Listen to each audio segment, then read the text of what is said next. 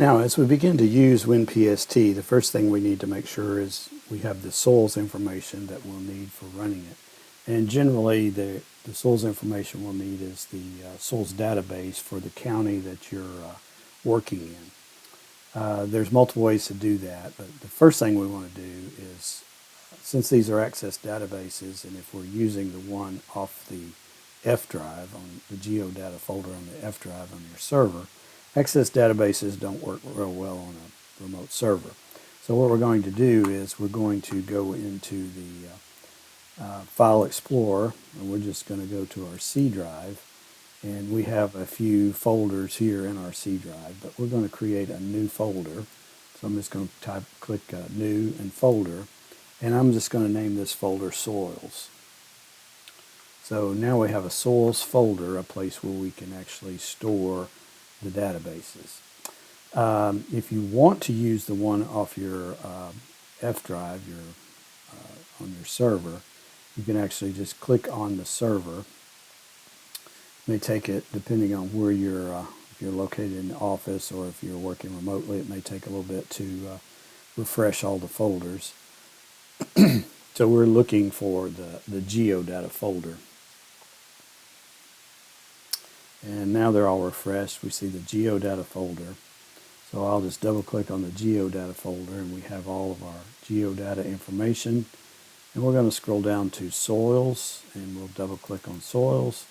And we see there's a lot of different information in this soils folder. The main thing we're looking for is an access database. For example, this one here is the Team 1 soils. You may have various teams on your geodata folder, or you may just have a particular county. For example, you may have a soils AR 009, which is Boone County's soils information. In this case, we have the team soils, and I am going to go ahead and copy this over and put it on that folder I created on my C drive, just so you can see how the different ways it works. So I'm just going to right click on it and copy it. On the C soil folder, double click on that, and then right click and paste. That will actually copy that soils database from my F drive to my C drive. So it's copying it from a remote file to a local file, which helps it run a little faster and runs a little better that way. So we'll wait a few seconds for that to get complete.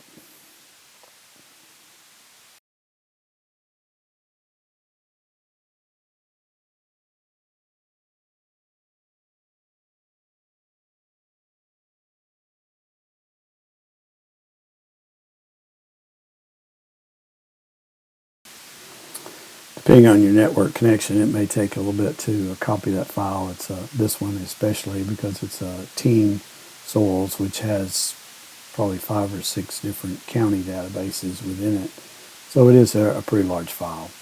Individual county probably wouldn't take quite as long, but in this case, the team's database takes a little longer. And we'll see it is copied now to our C soils folder. So that's the way that you would get it if you want to pull it off your local server from your F drive. Now we're going to look at how we would get that same, or get a individual county folder file from Web Soil Survey. The nice thing about Web Soil Survey is if you're accessing the soils information from your local server, you're probably only going to have the soils available that are within your county. And if you needed to work in a different county, say a little ways off, you might not have that soils database stored on your F drive. So, but you can get that information from Web Soil Survey for pretty much any place that you want. So I'm just going to close this, and I'm going to go to Edge, and I'm just going to search for Web Soil Survey.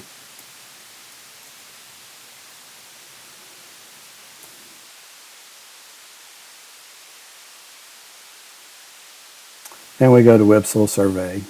We'll click on the Start Web Soil Survey button. And of course it brings up the whole United States. We're going to look at the Download Soils Data tab. So we click here on this Download Soils Data tab. Different information. We're going to look at the Soil Survey Area, or SURGO. So I'm going to expand that. And then I'm going to search for Arkansas. And it'll bring up all of them for Arkansas. But if you're interested in a particular county, in this case I think I'm going to pull up Craighead County. So we see here we have a soils database for Craighead County, and there's a download link here. I'm going to click on that download link, and I'm going to save as, and I'm already navigated to my soils folder, so that's where I'm going to put it. So I'm just going to save that file, and you can see it's already downloaded it, and pretty quick download there.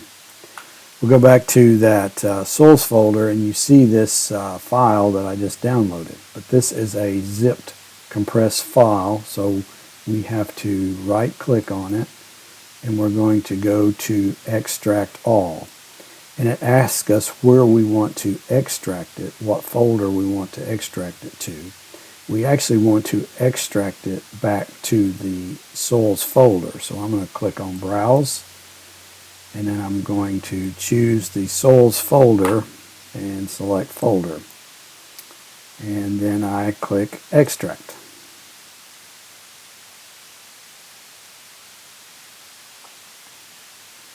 And now we see that we have an AR031, which is Craighead County's soils information.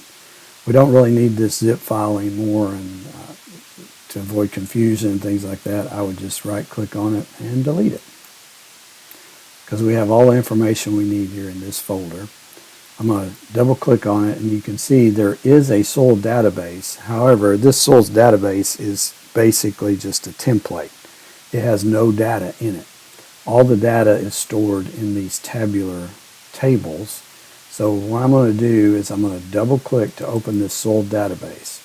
It's probably going to give me an error that the active content is blocked, but I'm going to click OK, and then it'll bring up a macro, and I'm going to hit Stop All Macros. When I do that, I get this security warning that the active content has been disabled. So I'm going to click to enable the content. When I do that, it brings up this window that asks me where the data is stored that I want to import into this database. And it's actually stored in that CE Soils 031 tabular folder. But probably the easiest way to do that is just click on your File Explorer again. Double click on this tabular folder so you've got it open, and then click up here. And when you do that, it will give you the folder name, and I'm just going to hit Control C, which copies that information. Then I go back here, and then I hit Control V, which copies that information in there, and I click OK. Now it goes through the process of getting all the information out of those tables and putting it in this Access database. Once the import is finished, a window will pop up that gives you some information about the different reports that are in this database. And there we go. We got Craighead County Soil Survey Area, the different soils, etc. And this is the most up-to-date soils database that you can get. And you can use it for different reports and things like that. But we don't really need it for that, so I'm just going to exit, and then I'm going to close this database.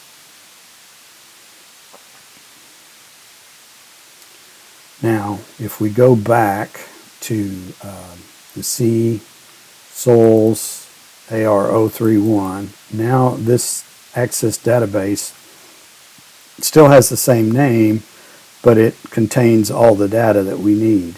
And generally, since this was a template and they all have this same name, in order to make it a little bit easier to keep up with, I'm just going to change the name of that soil database to SoilDB AR031, which is the county number. So now I've got the database set up for Craighead County. So I'm going to close this, and I'm through with Web Soul Survey also. Now I want to go back to WinPST, and notice since I pinned that to my start menu a while ago, now I've got it here easily accessible. I will start that. Again, we still just have the Massachusetts databases, but we're about to fix that. You can see you still got those two. But now I'm going to click on Open New and click on Data Management. Still have those, but now when I click this drop down, we don't have any other databases, but I'm going to click on Browse, and I'm going to browse to my C Soils folder, and now we see the Team 1 soils, which I can add. So now here are all the soils for the Team 1, and I can select all of those and hit Save. So now when it reads those soils in,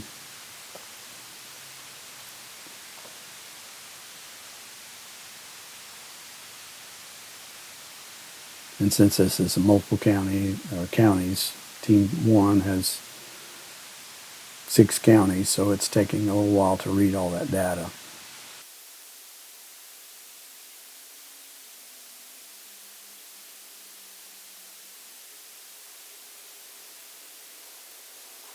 So now it pulls up the soils. This is actually for Benton County, and you do have the choice of choosing individual counties that's on that multiple county list. So we have several counties that are available to us depending on how your teams are set up if you use that team database.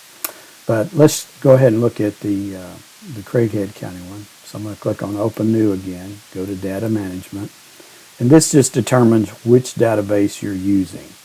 In this case, I have two choices. I have the Team 1 soils that I just loaded, or I have that default one, which is the Massachusetts county.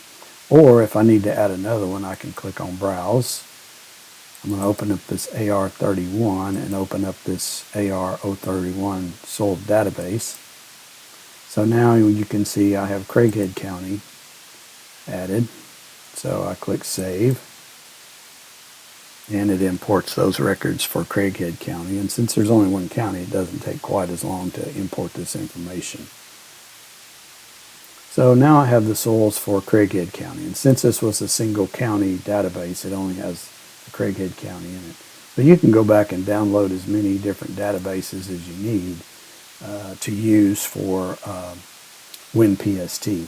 So anytime you want to change the one you're using, you can just go to Data Management, and then I can actually now click on here if I want to go back to using the Team 1 soils and save that.